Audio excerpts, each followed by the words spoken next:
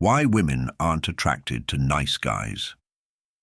According to Machiavelli, you open your eyes each morning and the weight settles in your chest like a stone. Another day of being the good guy. Another day of doing everything right and receiving nothing in return. You hold doors open, you listen intently, you remember birthdays and small details that matter. You treat women with respect, with kindness, with the gentle consideration you were taught was the highest virtue a man could possess. And yet, you watch from the sidelines as she chooses him, the one who doesn't text back for hours, the one who cancels plans last minute, the one who treats her like an option while you've made her your priority. You've become a master at swallowing the bitter pill of rejection, wrapped in the kind words, "You're such a good friend. You're going to make someone very happy someday. I just don't see you that way." The confusion cuts deeper than the rejection itself. You've followed every rule, every piece of advice your mother gave you, every romantic movie script that promised kindness would be rewarded with love. You've been patient when she needed space, supportive when she was struggling, available when she needed someone to talk to at 3 a.m. about the man who wasn't treating her right. You've been everything you thought she wanted, everything you thought attraction was built upon. But there's something else growing in the silence between your gestures and her responses. A creeping awareness that perhaps your kindness isn't the virtue you believed it to be. Perhaps it's become a prison, constructed from your own desperate need to be loved, to be chosen, to be seen as worthy. Each act of service, each moment of availability, each sacrifice of your own needs for hers, they weren't gifts freely given. They were transactions in a marketplace where you didn't understand the currency. You begin to notice the pattern in your own behavior. The way you mold yourself to fit what you think she wants. The way you suppress your own opinions to avoid conflict. The way you say yes when you mean no, agree when you disagree, smile when you're screaming inside. You've become so focused on being likable that you've forgotten how to be attractive.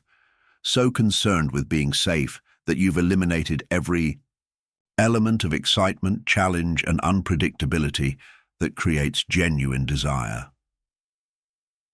The most painful realization isn't that you've been rejected, it's that you've been rejecting yourself.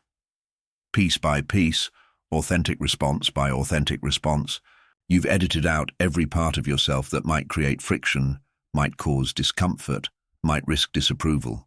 You've become a ghost of your own potential, a shadow of the man you could be if you stopped trying so hard to be what you think others want. In the quiet moments, when the performance drops and you're alone with your thoughts, you feel the rage building. Not at her, but at the system that taught you this would work. At the voices that told you kindness was enough. At the part of yourself that believed being needed was the same as being wanted. The anger is uncomfortable because it reveals a truth you've been avoiding. Your kindness was never pure. It was always conditional, always expecting something in return. What if everything you believed about attraction was a lie designed to keep you powerless? What if the very qualities you've been cultivating are the ones that ensure you'll never be chosen? What if the path to love requires you to become someone you've been taught to despise? You tell yourself you're better than him. The man she chose over you. You catalogue his flaws like evidence in a court case you'll never win. He's selfish. He's unreliable. He doesn't appreciate her the way you would. He doesn't see her true worth, doesn't understand her dreams, doesn't deserve the light in her eyes when she looks at him. You build a fortress of moral superiority around your wounded ego, convinced that your virtue makes you the rightful choice. This narrative becomes your shield and your poison. You wear your goodness like armor, polishing it until it gleams with self-righteousness. You're the nice guy, the gentleman, the one who would never hurt her the way he will. You're safe, you're stable, you're everything a woman should want in a partner. The fact that she doesn't want you becomes evidence of her poor judgment, her immaturity, her inability to see what's right in front of her. But in the quiet moments between your righteous declarations, something darker emerges. A bitter edge to your kindness. A keeping score of every gesture, every favor, every moment you've been there for her. You begin to notice the calculations running beneath your generosity. The way you offer help with the expectation of gratitude. The way you listen to her problems with the hope that she'll finally see you as the solution. Your niceness becomes a currency you're constantly spending, wondering why the transaction never goes through. The resentment builds like pressure in a sealed container. You find yourself making cutting remarks disguised as jokes. You offer unsolicited advice about her relationship, wrapped in concern but dripping with judgment. You become the shoulder she cries on, all while secretly hoping her relationship fails so you can be there to pick up the pieces. This isn't love, it's opportunism masquerading as devotion.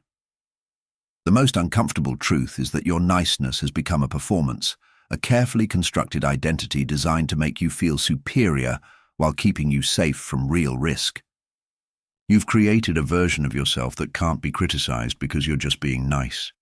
You've built a persona that deflects responsibility for your own desires and ambitions. When she doesn't choose you, it's not because you lack something. It's because she lacks the wisdom to see your value. But deep down you know there's something hollow about your moral high ground. You sense that she's attracted to qualities you've been taught to despise. Confidence that borders on arrogance, independence that sometimes feels like indifference, strength that doesn't apologize for taking up space. She's drawn to someone who challenges her, who isn't afraid to disagree with her, who doesn't reshape himself to fit her expectations. The realization cuts through your defensive armor like a blade. Your niceness isn't virtue, it's cowardice. Your kindness isn't pure, it's transactional. Your goodness isn't strength, it's a strategy for avoiding the risk of being truly seen and potentially rejected for who you actually are. You've been playing a character so long, you've forgotten there's a person underneath, someone with real desires, real opinions, real edges that might create friction. The woman you claim to love sees through your performance to the neediness beneath. She senses the covert contracts, the unspoken expectations, the way you've made her responsible for your happiness.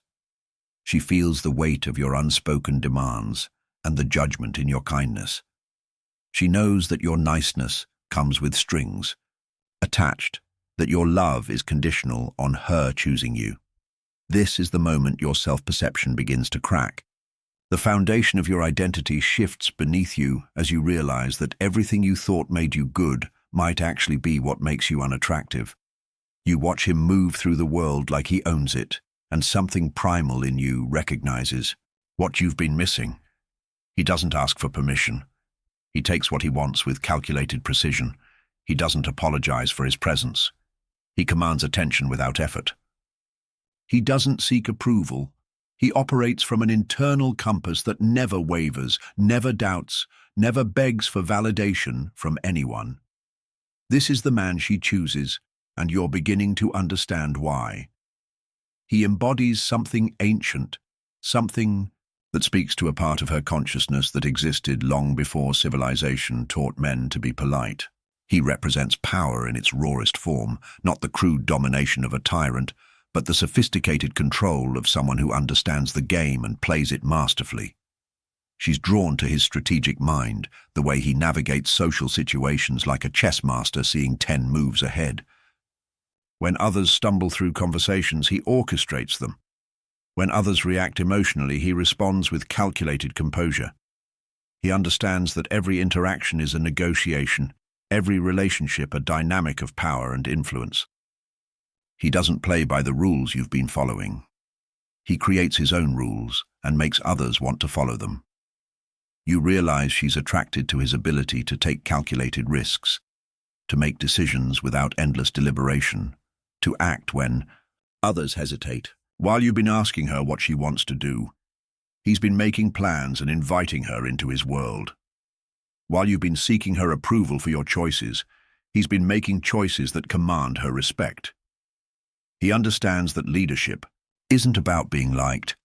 It's about being trusted to make difficult decisions and handle whatever consequences arise. The most unsettling revelation is how he uses controlled aggression as a tool of attraction. Not violence or cruelty, but a willingness to engage in conflict when necessary, to defend his position, to push back when pushed. He doesn't avoid difficult conversations, he initiates them. He doesn't retreat when challenged, he doubles down. He doesn't apologize for his opinions.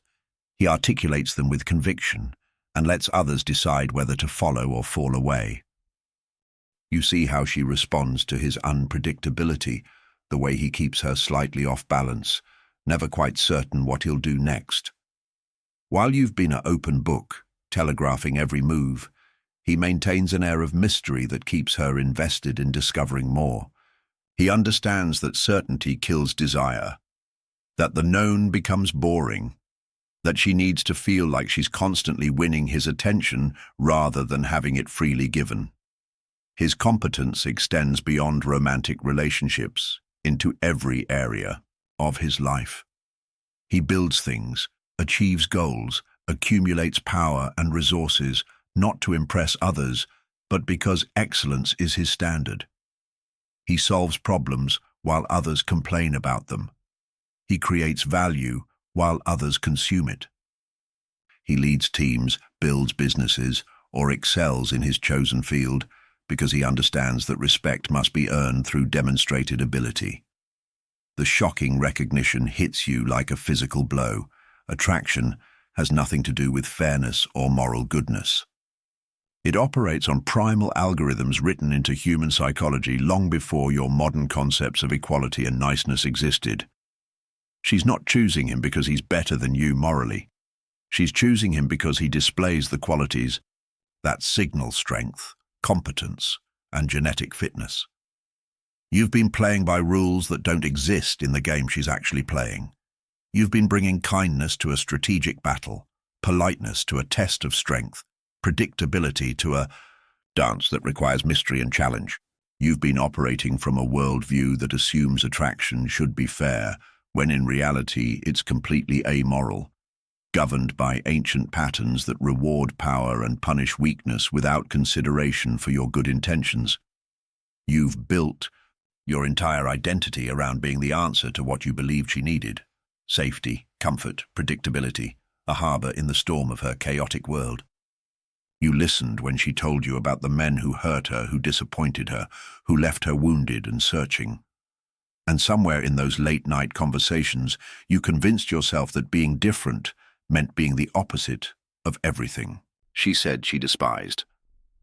But here's the truth that cuts through every carefully constructed belief you've held about attraction, about desire, about what draws one human soul to another.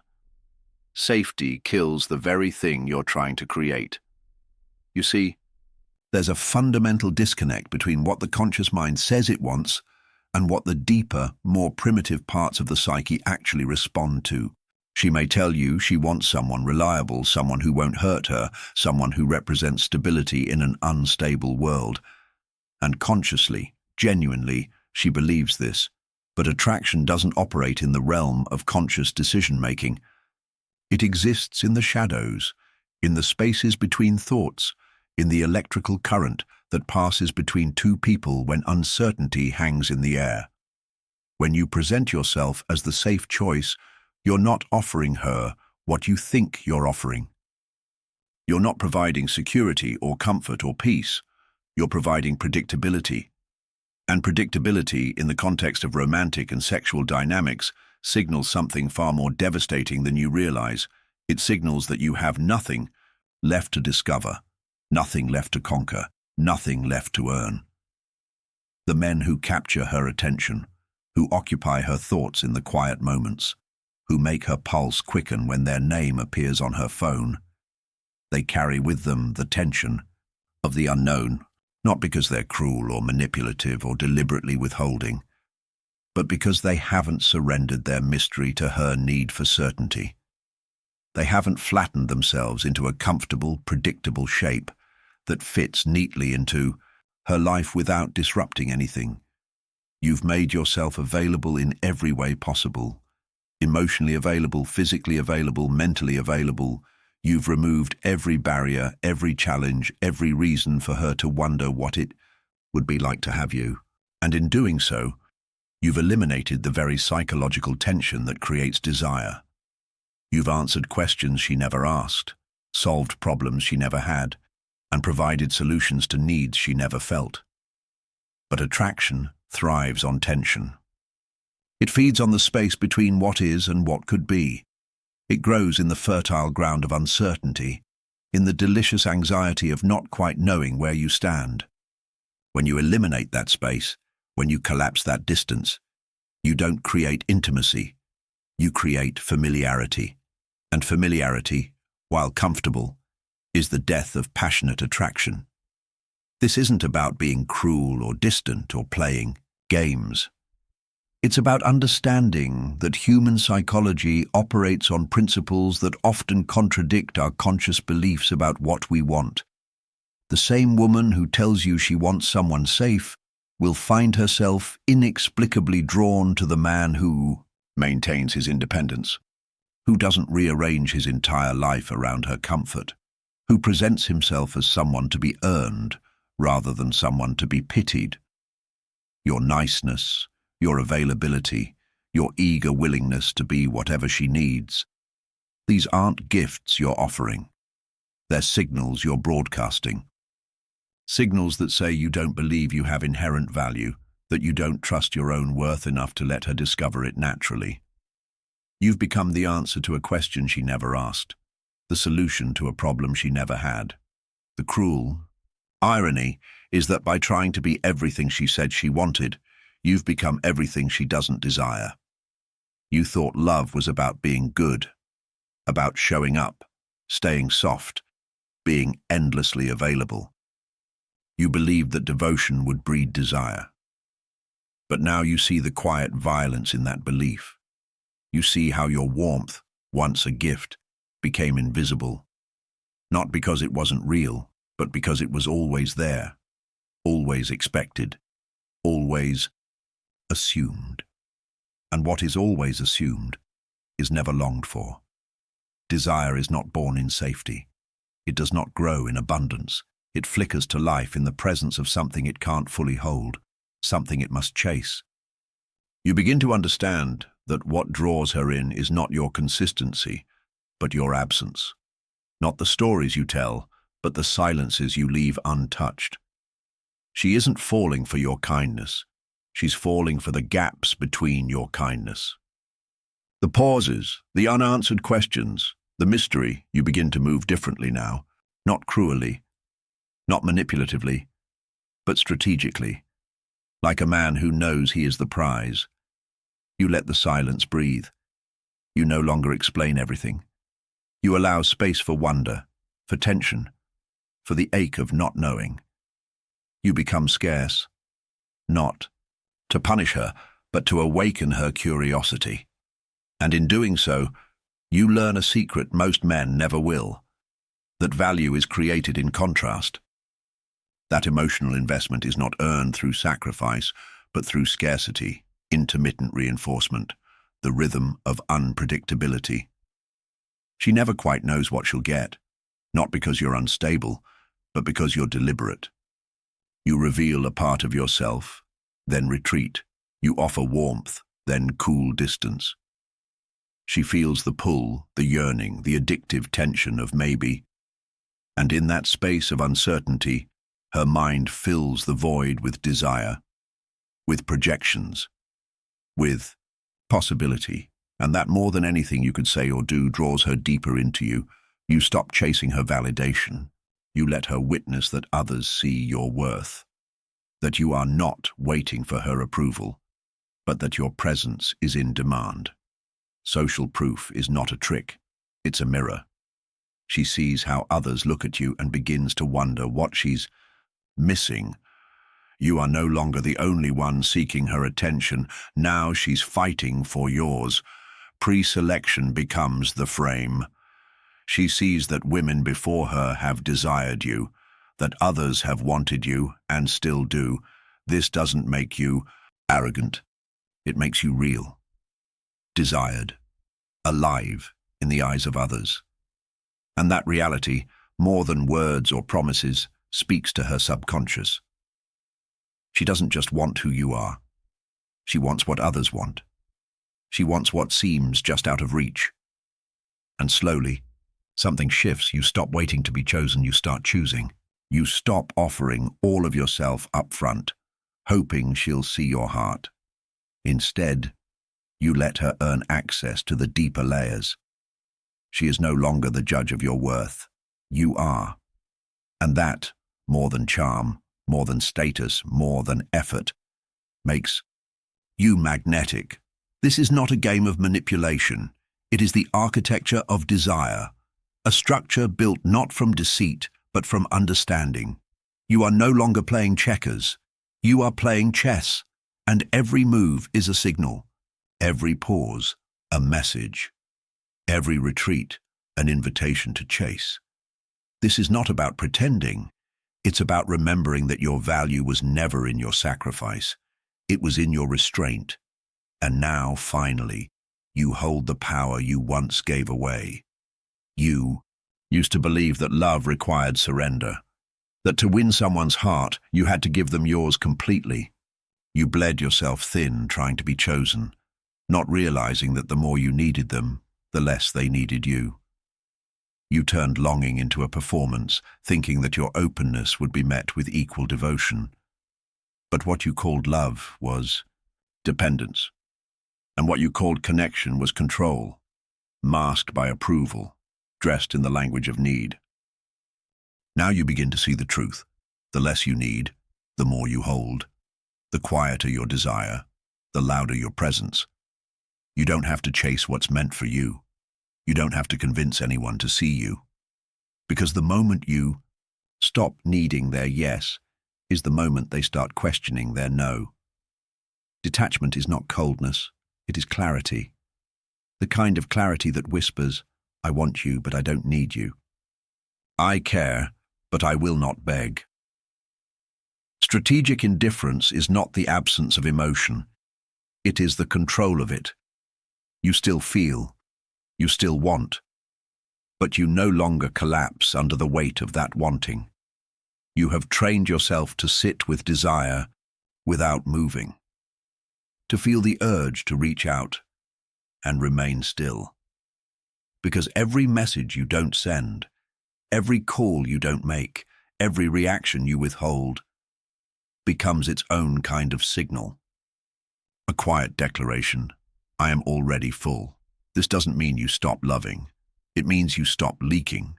You stop handing out pieces of yourself like currency, hoping someone will finally pay you back in worth. You begin to see how withholding is not a punishment, it's preservation. Your silence is not absence, it is presence, inward. And that shift, that sacred return to your own center, is where your power begins. They start to notice. Not because you've become someone else, but because you've returned to yourself. You are no longer orbiting around them. You are the sun, the source. They feel it when your eyes no longer plead, when your voice no longer shakes, when your attention no longer clings like desperation, but lands like choice. This is not about playing games. It's about no longer playing theirs. You stop auditioning for roles you were never meant to play. You stop chasing the idea that someone else's validation can complete you. You look at your own reflection and begin to understand, I am already enough. I am already whole. The silence I once feared is now my home. You learn to say no, not with bitterness, but with grace. You learn to walk away, not because you stopped caring, but because you started caring about yourself more. You don't run from rejection anymore. You understand it. You see it for what it is, a mirror, not a verdict. And in that freedom you become dangerous, because nothing binds you, nothing controls you. You are not immune to emotion, but you are no longer owned by it. They feel it. The ones who took your presence for granted.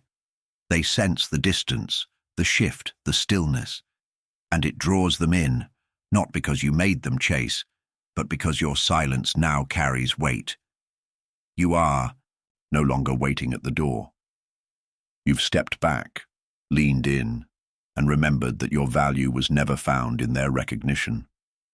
It was always in your refusal to need it. This is the power of strategic indifference, not numbness, not arrogance, but mastery, emotional sovereignty, a quiet, inner completeness that no one can touch and everyone can feel. You are no longer defined by who stays or who leaves. You are defined by the strength it takes to stand alone, and the quiet knowing that from that place, you can finally choose. You spent years trying to follow rules you never wrote. Be kind, be available, be agreeable.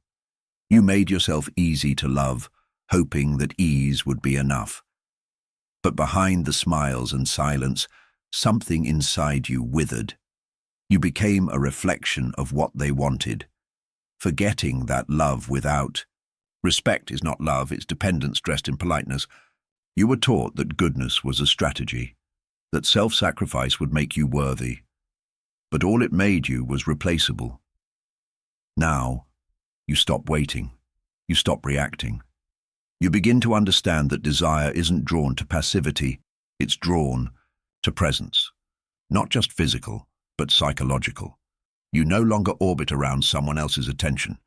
You become the center of your own gravity, the one who creates tension, not because you're cruel, but because you're finally strong. The rules have changed, because now you're the one writing them. You become unpredictable, not chaotic, but unscripted. You stop explaining yourself. You stop broadcasting every emotion, every intention. You let your silence say what words never could. You challenge, not by attacking, but by refusing to be simple. You become a puzzle, one that can't be solved in a single conversation. You introduce contrast, warmth, then distance, attention, then absence. You stop trying to be everything. You start being something rare, and she feels it, the shift, the difference. Not in what you say, but in what you don't. You no longer rush to fix discomfort. You let it linger. You let her wonder. Because it's in that wondering that desire is born, not from knowing you, but from realizing she doesn't fully, and maybe never will. You become a challenge, not in games, but in depth, in presence, in restraint. You place your mission above her validation. You stop trying to impress. You begin to build, create, win in silence. And each win becomes a pillar of your confidence, not because someone saw it, but because you did. Your confidence is no longer borrowed from compliments or affection. It is forged in discipline, in progress, in the quiet satisfaction of knowing you are no longer chasing love. You are becoming the kind of man who cannot be ignored. She sees you differently now, not because you've changed who you are, but because you've stopped hiding behind approval. You are not rude. You are resolute. You are not distant. You are grounded. You speak less. But when you do, it lands. It matters. Because you are not trying to convince her of your worth. You're already convinced. You move first. You withdraw first. You end conversations when it's time, not when it's comfortable. You understand that leadership in love means setting the tone, not just reacting to hers. You begin to lead, not with control, but with clarity. And clarity, more than charm, creates safety. Not just for her, but for you. This isn't about winning her.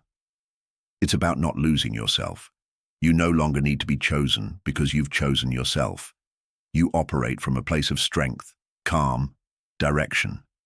And the more you own your life, the more life begins to respond. Not because you forced it to, but because power doesn't chase, it attracts. You've rewritten the rules, and this time they serve you. You've learned how to pull back, how to become scarce, how to hold your power in silence. But now, the question becomes, when do you risk? When do you lean in without losing control? Because strength without connection is a fortress, and if you live behind the walls too long, no one comes close. You must learn when to open the gate, deliberately, precisely, not to surrender, but to lead. Calculated vulnerability is not about exposing your wounds to be healed. It is about choosing which scars to reveal and when. You don't share everything. You share with intent, with awareness. You know that timing changes everything. A truth delivered too early is weakness. Too late, irrelevance. But at the right moment, it's a weapon. And when used wisely, it disarms without diminishing. You no longer mistake openness for helplessness. You understand that revealing a truth can be more powerful than hiding behind performance. You show depth, not to be validated, but to lead the conversation inward. You give her a glimpse of something real, something unpolished, and in doing so, you make her feel something most men cannot. Safety in honesty. Not neediness, not dependence, but a sense that you have nothing to prove, only something to share. She leans in, not because you're performing, but because you're revealing something real, without apology. You are still in control. But your control is quiet now, not in dominance, but in direction. You guide the energy between you without grabbing it. You let the moment move through you.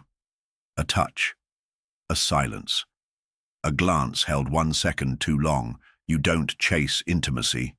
You invite. This is where most men break, thinking control means distance, or that vulnerability means surrender. But you've seen both, and now you walk the edge between them. You hold the paradox in your hands, the ability to be real and the strength to be measured. This is what sets you apart. You're not hiding, you're choosing, not reacting, but leading. Every move now is layered. A risk, yes, but one you've weighed. You don't speak to be heard. You speak to shift the dynamic. You don't confess to unburden. You confess to deepen. Even your silence is intentional. She begins to sense that nothing with you is accidental, that everything from your gaze to your absence has weight, and in that weight you create gravity. Emotional gravity. She feels it. The pull toward something she can't quite explain. Because it's not about saying the perfect thing, it's about saying the real thing at the perfect time. That's what lingers. That's what makes her return. You're not trying to be liked anymore. You're trying to be understood. And only by the ones who've earned that access. This is the art of calculated risk. Showing just enough to create connection, while holding just enough to preserve mystique. Not everyone will understand it. That's the point. This is not for everyone. You are not for everyone. You've stopped performing for the crowd. You're performing for the silence between you and her. And in that silence, she begins to feel the full force of your presence. You have nothing to hide, but everything to protect. That is your power. That is your edge. You are no longer afraid to be seen, but only by those who can truly see. You don't need to be chosen anymore. You need to be met. And now, finally, you have the strength to wait for that. Not in passivity, but in quiet, steady command. There comes a moment when you stop asking to be seen, when the noise of needing disappears and all that remains is stillness. You no longer seek permission to exist in someone else's world, because you've built your own, brick by brick, in silence, without applause. And now you don't chase attention. You radiate gravity. You no longer ask, "Am I enough?" because you've already answered it. With your actions, with your discipline, with the life you chose to build rather than beg. 4. You stopped trying to prove your worth and started embodying it. Your focus shifted from being wanted to becoming undeniable. And in that shift, something unshakable emerged. Presence without permission. A calm power that doesn't demand, it invites. People feel it before they understand it, the ease in your movements, the restraint in your words, the silence that no longer feels like lack, but like control. You've stepped beyond the need for validation because your life speaks louder than any compliment ever could. You've made yourself the source. And when you become the source, you stop starving for what others withhold. You wake up for your own reasons now. You work not to be seen, but to see how far you can go. You grow, not to impress, but to experience your own expansion. You've become addicted, not to people, but to purpose. And that addiction makes you rare. It makes you full. And fullness, unlike need, cannot be manipulated. When you walk into a room now, you don't scan for approval. You don't measure your worth by who notices you. You notice yourself. You know what you've overcome, what you've built, what you've buried and climbed out from, and that knowing makes you untouchable, not because you're invincible, but because you no longer rely on anyone to make you feel real. Relationships no longer define you. They amplify you. They become the echo, not the voice, the reward, not the reason. You're not here to be completed. You're here to be complemented. And anyone who steps into your orbit must meet you at eye level, not above, not below, because you've stopped shrinking, you've stopped chasing, you've stopped making yourself small so others can feel big. You lead now, quietly, intentionally, without needing to be followed. Your power isn't loud, it's felt, in the way you pause before speaking, in the way you walk away without resentment, in the way your absence lingers longer than most people's presence, because you're not afraid to leave. You're afraid to stay somewhere that costs you your self-respect. You are no longer needy. You are needed. Not because you try to be, but because you've become someone others rely on. Not for attention, but for direction, for clarity, for calm. And that shift from external seeking to internal anchoring is what separates you. You don't beg to belong, you belong to yourself. And that belonging changes everything. This is what they feel now. A man who does not flinch, who does not chase, who does not dilute. You've stepped beyond the performance, beyond the proving, beyond the need to be filled, because you are already full. And in your fullness, you become the one they look for. The one who doesn't need the spotlight, because you've become the fire. It all begins in silence, the kind that once frightened you. The space where no one is watching, where there is nothing to prove and no role to perform. This is where you meet yourself, not as the version shaped by others' expectations, but as something older, deeper. You spent years trying to earn worth by being good, by being wanted, by being chosen. But now you understand, real power was never in being liked. It was in being whole. You look back and see the trail of your old self, the boy who softened every edge, who said yes when he meant no, who thought love meant disappearing. You were taught to be agreeable, generous, selfless, but no one told you that when kindness comes from fear, it's not kindness, it's submission, it's self-erasure. And eventually it breeds resentment, because you can't keep offering what no one asked for and still expect to feel seen. Now, you offer nothing you don't mean. You don't give to earn.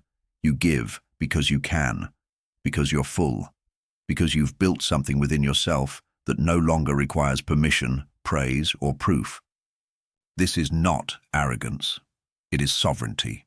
The quiet, grounded presence of a man who owns himself, his emotions, his time, his direction. You don't control others. You don't need to. You've learned that leadership begins with self-command. You are no longer the nice guy. You are not performing goodness. You are good because you chose to be, not because you had to be. Not because you feared rejection or disapproval, but because your strength allows it. You could dominate. You choose not to. You could manipulate. You choose clarity. And in that choice, your kindness becomes power, not a strategy, not a weakness, but a conscious extension of your authority. You hold doors not to be thanked, but because your dignity moves through your gestures. You protect not to be admired, but because it's who you are. Your masculinity is no longer reactive. It is defined, contained and unshaken. You don't collapse when someone withdraws affection. You don't shrink when your truth is misunderstood. You stay rooted, anchored, because your validation is internal, and internal validation is incorruptible. She feels it, not in your words, but in your energy, in the way you don't flinch, in the way you can be still in discomfort. You no longer fear being alone, because solitude doesn't signal emptiness, it signals completion. You are whole now, and wholeness cannot be seduced, cannot be baited, cannot be owned. It can only be met. And only those who have also done the work will recognize it. You don't chase connection. You allow it. You don't demand loyalty. You inspire it. Because you are no longer trying to become someone for her. You've already become someone for yourself. You invite others into your world without making them the center of it. And that is the difference. That is the shift. You don't need her to complete you. You choose to share your completeness with her. Or not. You've learned that attraction isn't created by need. It's created by gravity. By the quiet certainty of a man who needs nothing but brings everything. Presence, depth, direction, warmth, fire, not for attention, but for meaning. And the world, it begins to respond. This is what you've become. The sovereign self. A man who stands alone, but never lonely. Who gives without losing. Who leads without forcing. Who is soft without being small. And in this stillness, this strength, this unwavering center, you become the storm and the shelter, the question and the answer, not for her, not for them, for you, finally, for you. Description: stop being the nice guy. Awaken the sovereign man within you. Wake up each day carrying a weight you can't explain, a soul-deep ache that no amount of kindness seems to cure. You've done everything right. You've been the gentleman, the safe place, the one who listens. And yet, you're invisible to the very women you'd give everything for. This video is your psychological reckoning, an emotional crucible that will burn away the false self you built from approval-seeking and romantic myths. This isn't just about dating, it's about reclaiming your inner authority. Through shadow, work, identity deconstruction, and spiritual individuation, we uncover why emotional availability, when rooted in need, repels love instead of magnetizing it. You'll learn how to stop performing worthiness and start embodying it from the inside out. Key takeaways: why emotional detachment creates desire, not distance. The truth about attraction versus approval, how niceness becomes psychological manipulation. Why women chase mystery, not predictability. The power of preselection and internal validation, how to shift from being liked to being desired. Rebuilding identity through shadow integration. Becoming the man who chooses, not waits to be chosen. If this unlocked something inside you, share it. Like, subscribe, and join the brotherhood of men reclaiming their psychological power. Your transformation begins not with her attention, but with your silence. Tags good guy friend zone, emotional storytelling betrayal, why kindness isn't attractive, psychological pain of rejection, nice guy syndrome explained, heartbreak and self-awareness, toxic niceness in relationships, male emotional vulnerability, strategic indifference in love, mastering emotional sovereignty, attraction psychology secrets, kindness as a trap, emotional manipulation awareness, rebound relationships, psychology, karmic justice in love, masculine confidence versus niceness, emotional storytelling philosophy, self-worth after heartbreak, toxic patterns in dating, emotional rebirth after rejection, silent signals in relationships, emotional scarcity and desire, why women choose bad boys, psychological tension in attraction, rebirth through self-respect, karma and relationship dynamics, Emotional investment psychology, emotional storytelling for men, overcoming nice guy, mentality, emotional independence strategies, power dynamics in love. Imageisa. Man wakes up and the weight in his chest is heavier than the blankets that cover him. She smiles at him, but the gaze never reaches you, only your empty hands. You open. Every door but none ever lead to her heart. Her texts to you are full of gratitude, but never longing. You listen like a priest, but she confesses to another man. The phrase, "You're such a good friend," echoes like a death knell. You're applauded for kindness, but never chosen for love. Every someday she offers is another brick in your prison. You nod, you smile, and die a little more each time you silence yourself. Your face in the mirror no longer reflects a man. It reflects a strategy. You watch her chase chaos while you hand her calm like a gift she never unwraps. By realization hits, your virtue is a costume stitched from desperation. You've become fluent in a language of approval, but not attraction. You shrink yourself to fit her ideal and vanish in the process. Every yes you utter is a tiny betrayal of your own desire. In her silence you hear the truth. You've been too polite to speak. The rules you followed were written to keep you invisible. You stand in the light of your goodness while she walks into his shadow. His carelessness is magnetic. Your devotion is disposable. You count his flaws like rosary beads, praying she sees what you do. Kindness becomes your currency, and she's not buying. Behind every helpful gesture, a silent contract begs for validation. You become the soft landing, but she wants the free fall. Your love isn't love, it's leverage dressed as loyalty. The rage doesn't burn for her, it scorches the lies you swallowed. He plays chess while you offer tea and sympathy. Where you ask permission, he takes command. Your certainty is her comfort and her boredom. She doesn't reject you, she rejects the safety you represent.